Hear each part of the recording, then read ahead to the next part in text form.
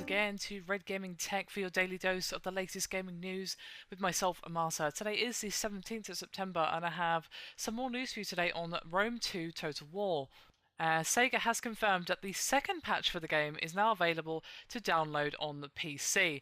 Now, there's quite a few changes in this patch, and some of them were previously detailed, including some fixes for low poly models and things like that, but there's a rather comprehensive list of things that have been fixed, so I'm just going to go through them. And we're going to start off with technical and performance issues. There have been campaign performance optimizations, campaign AI round time improvements. A new limited option has been added to the show AI player moves settings in single player and multiplayer campaign modes. This will enable the player to see all movement of enemy factions, all movements within player regions, and all movement within the sea that the player has ports in during the AI turns. And improved AI recruitment decisions in campaign modes, further improvements planned for subsequent patches, as well as pathfinding optimization on the campaign map. Now, fix for level of detail distances scaling incorrectly when the field of view is changed, which reduces the chance of the intelligent zoom, which is the end key causing zombie-like low-quality textures on the unit faces in battles. And there's also been a new warning message added to the game within a loading screen to inform the player when graphics memory is running low and the game is downgrading the player's graphics settings. This can be overridden, which will allow the game to use system memory for graphics, which is VRAM, and you do this by ticking the unlimited video memory options in the graphics menu. And they have also increased the frame rate and reduced frame stuttering in battles on certain GPUs, improved compatibility for graphics cards with multiple GPUs, added earlier multiplayer campaign resynchronization detection upon loading save game, which allows resynchronization in more cases, more conservative out-of-the-box graphics settings and resolution for DirectX 10 and DirectX 11 on mobile GPUs, as well as improved processing speed of default deployment placement, reducing battle loading times on some battle maps, fixed a battle crash bug caused by the default deployment placement, crash fix for when the player placed the mouse over a garrison force of a region in campaign mode, fix for crash loading save games that were created on the settlement capture screen in campaign modes, and fix for a crash when holding shift and control keys down and selecting a unit card when the unit's card were previously selected in campaign and battle modes, as well as a fix for a crash caused by forming a confederation in campaign modes, and some desynchronizations have been fixed in multiplayer city or port assault battles,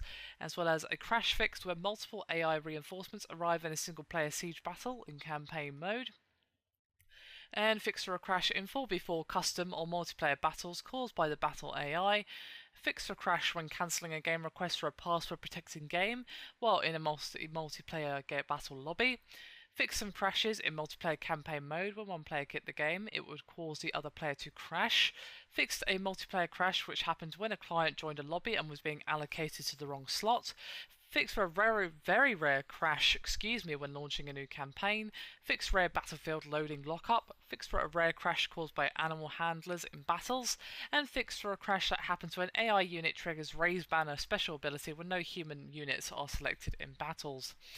And as well as that, there is a ton of gameplay improvements, including reduced infantry run speed, charge speed, and acceleration in battles, though low-level casualty moral penalties have been significantly reduced in battles, improved balancing for food and squalor in campaign mode.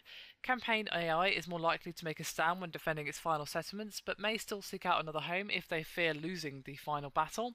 Encampment battles are no longer incorrectly merged with coastal battles, which lead forts to floating in the air when a friendly navy reinforced an army in the fortification stance. Improved ship movement speeds in battles. Shock cavalry run speed and charge speed have been increased in battle. Increased flanking moral penalties.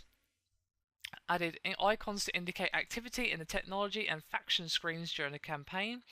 Fix for the boarding/ramming button, which showed the incorrect state in certain circumstances in battle.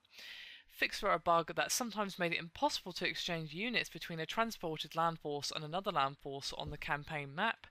Fix for armies on the sea getting stuck in patrol stance in campaign mode. Fixed splitting an embedded army from a navy, which sometimes caused the player to get stuck in the prologue campaign. Some missions in single player and multiplayer campaign have been fixed and now execute correctly. When a settlement is captured via a siege battle with a friendly naval fleet blockading its ports, the ownership of the port is now changed correctly to the friendly naval fleet on capture. Fix for AI taking improvement-sized siege equipment into battle when the user changes settlement wall height via the map selection settings in custom battle mode. Fix for defending armies under AI control grouping together at the edge of their deployment zone during ambush battles when the player chooses to wait before attacking them. Improved AI and scripting in the Raffia historical battle. Fixed a bug preventing the player from progressing in the invasion of Samnium prologue chapter if they had spent all of their funds before being instructed to recruit a general and therefore having no funds to do so. The attribute increases for an agent accompanying an army now activates its associated effects on the general of that army in campaign mode. Improved AI collision detection with deployables in battle. In multiplayer campaign mode, one player can no longer cancel recruitment during the other player's turn. The order of events leading up to the Battle of Benavium in the prologue have been re-scripted. The player now gets multiple turns to construct siege equipment. Fixed issues with not enough time being given to certain advisor lines to play in different languages in the prologue. Fixed for units floating in the air while siege towers in battle when the tower is placed on a slope. Attacking siege ladders will no longer creep through the gatehouse in the Siege of Bovenavium battle during the Invasion of Samnium chapter in the prologue campaign. The victory screen in multiplayer campaign mode now shows the correct title for both players. The Basilica of the Vulcan religious building now applies the correct bonus to recruitment cost reduction in campaign mode. Added level indicators to the Sanctuary of Ostro and Sanctuary of Frojar shrines in campaign mode and the encyclopedia. Fixed for settlement expansion, trapping/blocking units movement on the campaign map in very rare cases. Improve the terrain in the small barbarian city battle map. Minor bug fixes for Roman barbarian siege battle maps, and during battles, players are no longer able to unpause the game while in the options menu. Now, after all of that information, there is also some usability improvements with campaign mode exempting a province from tax will no longer incorrectly adjust the food number in the province info panel left side of the screen.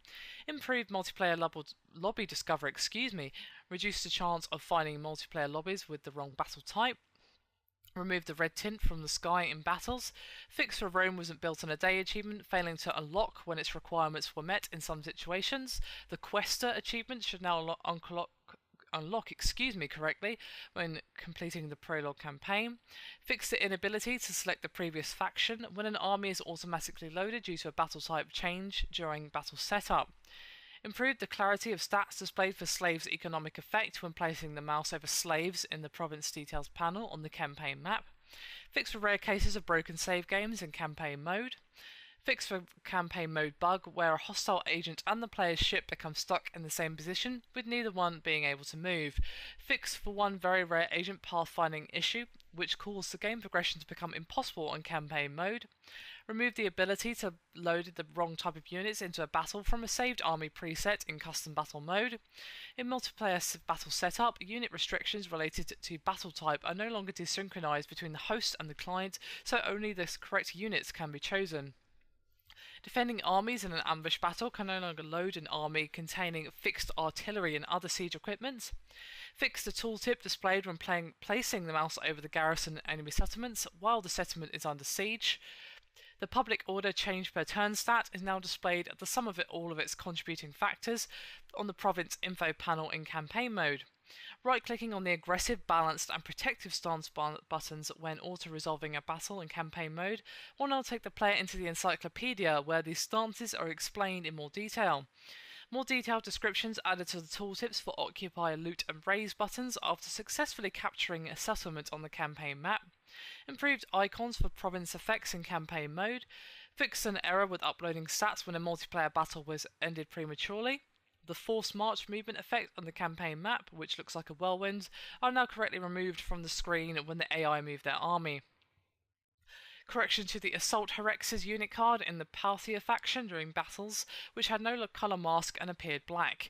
The buttons to change paces in the leaderboards menu have been fixed so more players can be seen on the leaderboards. The provinces list in campaign mode can now be scrolled with the mouse wheel. Units in a recruitment queue in a province with its capital under siege now have an infinity sign icon to indicate that the turns to recruit is infinite while the siege is maintained in campaign mode.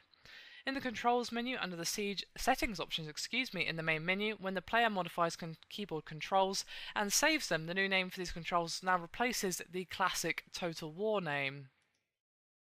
They have also added a tooltip to say left click to remove unit from recruitment queue for units that are queued for hire in campaign mode. Added a tooltip to make roam buildings more obvious in campaign mode. Added tooltips to weather and time of day settings in the custom battle menu. Fixes and corrections for text in the encyclopedia have been made.